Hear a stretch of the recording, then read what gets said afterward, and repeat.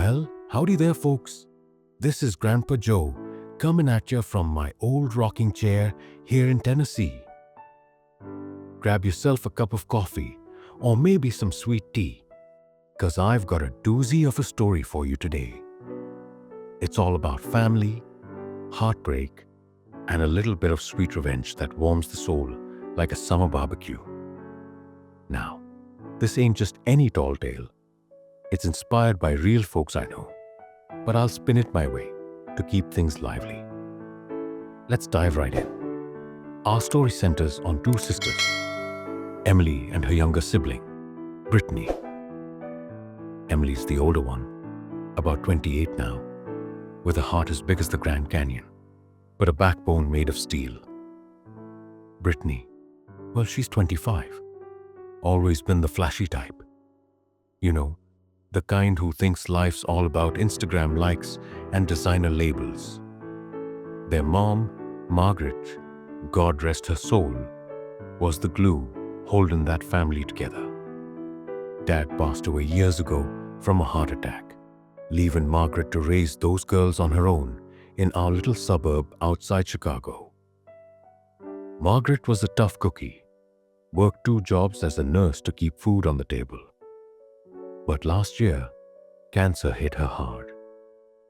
It started with a cough that wouldn't quit. Then doctor visits piled up like snow in winter. Emily dropped everything to care for her, quit her dead-end job at a coffee shop and moved back home. She'd sit by Mom's bedside, reading her favorite mystery novels, cooking soups from scratch, and holding her hand through the chemo sessions that left Margaret weak as a kitten. Brittany? She was off in New York, chasing dreams of being a social media influencer. She'd call once in a blue moon, send fancy flowers that wilted quick, but never made the trip home till things got real bad. Emily didn't mind.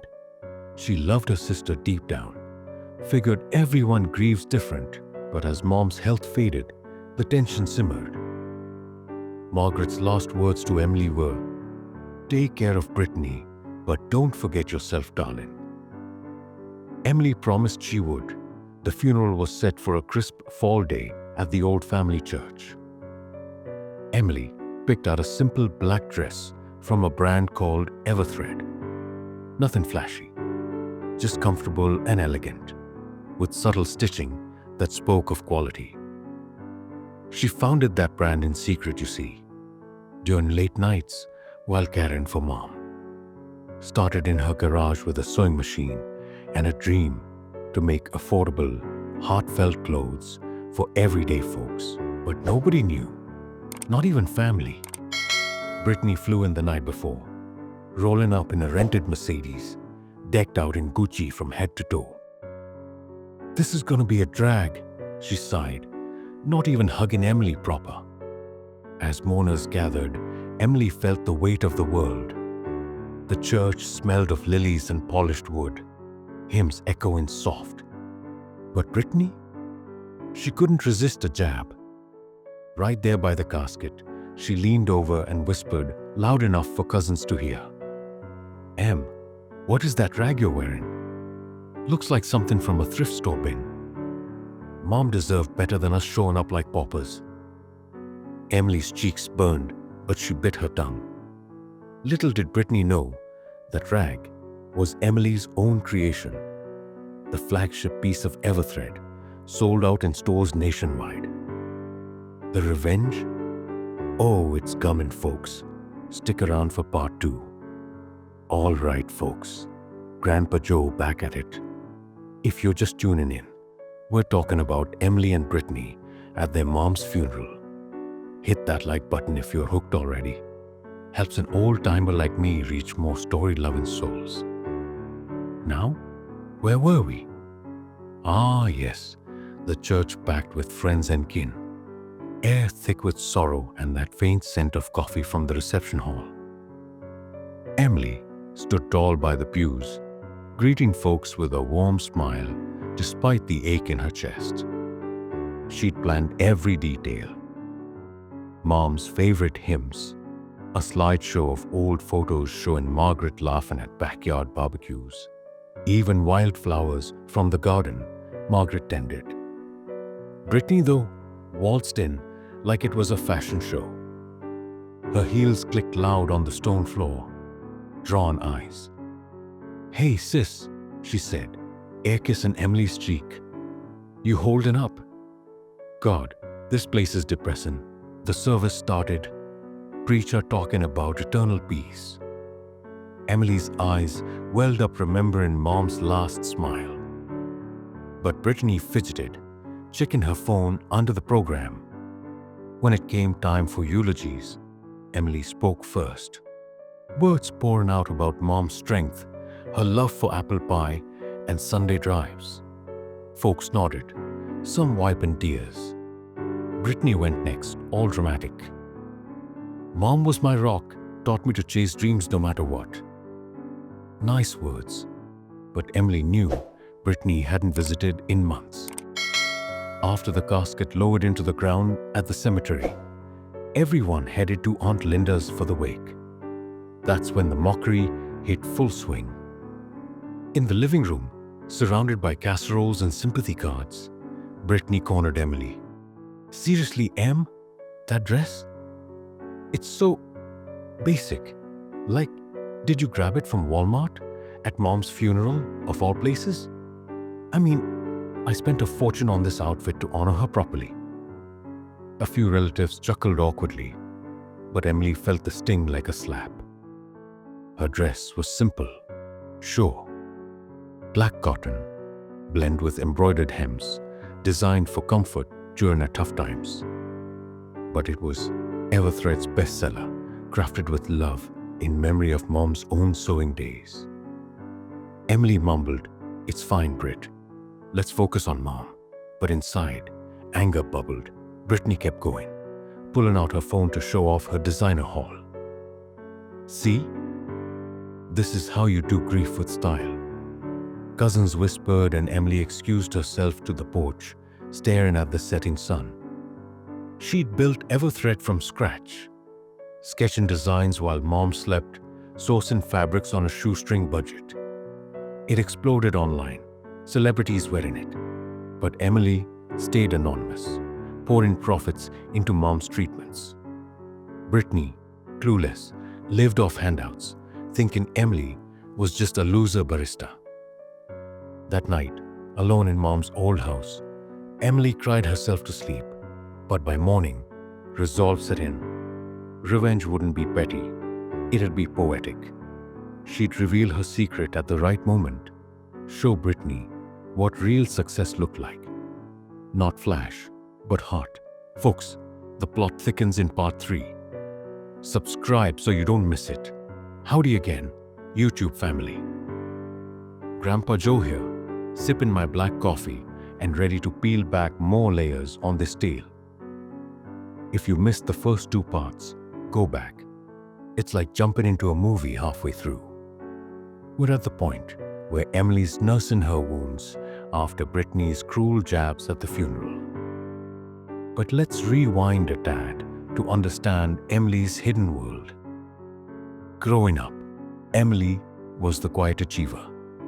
While Brittany partied through high school, Emily studied fashion design online, inspired by Mom's old sewing machine in the attic. After Dad died, money was tight. No fancy colleges for her. She worked odd jobs, but her passion burned bright. When Mom got sick, Emily channeled that fire into something real.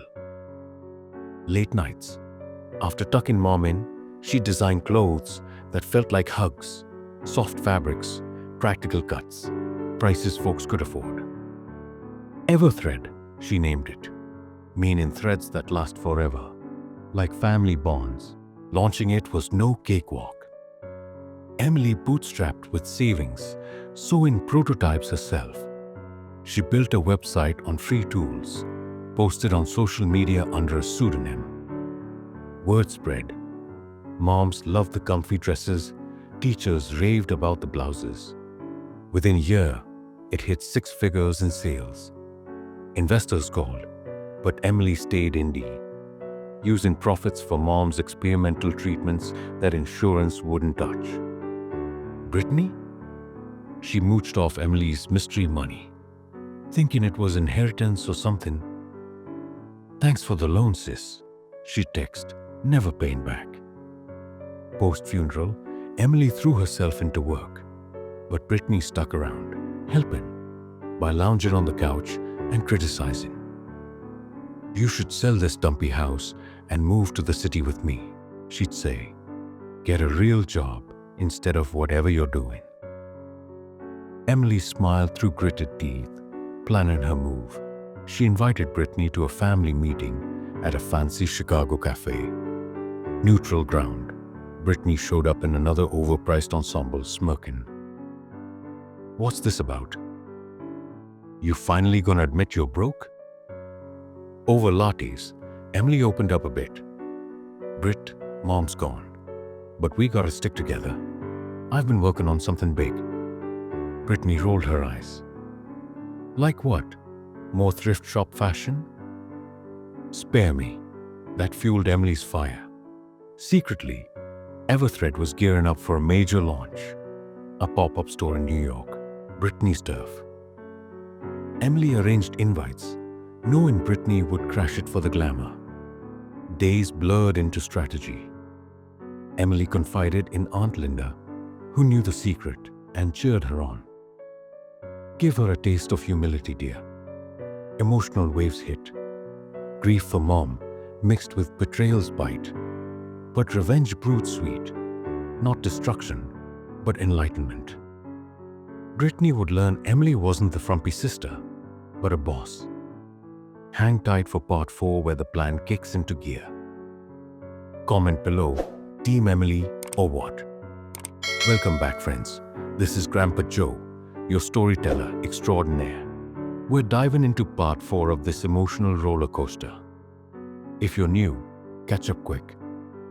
Emily's been mocked by her sister Brittany at their mom's funeral, but Emily's got a secret ace up her sleeve as the founder of Everthread. Let's see how the revenge plot unfolds. Emily kept her cool after that cafe chat, acting like nothing fazed her. Inside, though, she was a whirlwind of plans. She flew to New York for the pop-up store launch, leaving Brittany to house sit back in Chicago. Come visit if you want, Emily texted casually. Brittany bit, replying, fine, but only because I need a break from that boring suburb. Perfect, hook set. The pop-up was in Soho, all sleek with exposed brick and spotlights on racks of Everthread pieces. Emily's team, a handful of loyal folks she'd hired remotely, buzzed with excitement. Magazines were coming, influencers too. Emily wore her signature black dress, the one Brittany mocked, but styled up with a scarf mom had knit. As guests arrived, chatter filled the air. These fabrics are divine. Affordable luxury, genius. Brittany showed up fashionably late, strutting in like she owned the place. She didn't recognize Emily at first, mistaking her for staff. Hey, where's the founder? I heard this brand's blowing up. Emily played along, smiling. Oh, she'll be here. Try the dress over there. It's our bestseller. Brittany snorted. This? Looks familiar. Wait, isn't this like that rag you wore to mom's funeral? Huh, who'd buy this crap? Guests overheard, eyebrows raising. Emily's heart pounded, but she stayed composed. She guided Brittany to a mirror, handing her a champagne flute. Try it on. Might surprise you. Brittany, ever the show-off, slipped into the changing room. Emerging, she twirled. Okay, it's comfy, but still basic. Bet the founder's some wannabe. That's when Emily dropped phase 1. Actually, Britt, that basic dress funded mom's last treatments. And the founder? She's family. Brittany laughed it off, mingling with guests, trash talking the line subtly. Emily watched, timing her reveal. Emotional flashbacks hit. Mom's hospital bed, Brittany's absent calls. But this wasn't about destruction. It was teaching a lesson. As the event peaked, Emily stepped to a mic for a speech. Thank you all for coming. Everthread started in tough times, inspired by my mom's strength. Cameras flashed. Brittany froze in the crowd. The trap was set. In part 5, the hammer drops. Who's excited? Smash that subscribe button and let's finish strong. Well, folks, we've made it to the grand finale, part 5. Grandpa Joe here, wrapping up this tale of tears, triumphs, and a touch of payback. If you've stuck with me this far, you're a true fan. Drop a comment with your favorite part. Now, let's see how Emily turns the tables on Brittany. Back at the pop-up, the room hummed with energy. Emily at the mic, voice steady. This brand ain't just clothes. It's about real life, real struggles, like caring for a sick mom while building something from nothing. Guests clapped. Brittany, sipping bubbly in her borrowed dress, shifted uneasy. Emily locked eyes with her. And tonight, I want to introduce someone special. My sister Brittany, wearing our signature piece. Spotlight swung to Brittany, who preened at first. Thanks, but who's the founder already? Murmurs rippled. Emily smiled wide. That'd be me, Britt. Emily Thompson, founder of Everthread. The room gasped. Brittany's face strained white as milk. What? You, but that dress at Mom's funeral? Emily nodded. Yep, the one you called a rag. Sold over 10,000 units last quarter. Paid for Mom's care when you were too busy. Flashbulbs popped as reporters swarmed. Is this true? One asked. Emily pulled up her phone, showing articles. Everthread's mystery mogul revealed. Brittany stammered. I didn't know. Why hide it? Emily's voice softened, emotional. Didn't want pity or jealousy. Wanted to honor Mom quietly. But your words at the funeral, they hurt. This is me showing you. Success ain't about flash. It's heart and hustle. Brittany teared up, the crowd watching. I'm sorry. I was jealous, always chasing superficial stuff. Hugs followed, real ones, as guests cheered the sister reunion. But Emily wasn't done. She offered Brittany a job. Help with social media, your strength. But learn the ropes, no free rides. Brittany nodded, humbled. Months later, things mended. Brittany moved back, working hard at Everthread, posting genuine content. Emily's brand soared, profits donating to cancer research in Mom's name. Family dinners returned, laughter echoing like old times. Revenge. It was sweet, but forgiveness sweeter. And that's the story, folks. Life's full of twists. Family tests us, but love wins. If this touched you, share it with someone who needs a reminder. Thanks for listening to Old Grandpa Joe. Stay tuned for more tales. And remember, kindness costs nothing, but mockery, it might just cost you pride. God bless, and see you next time.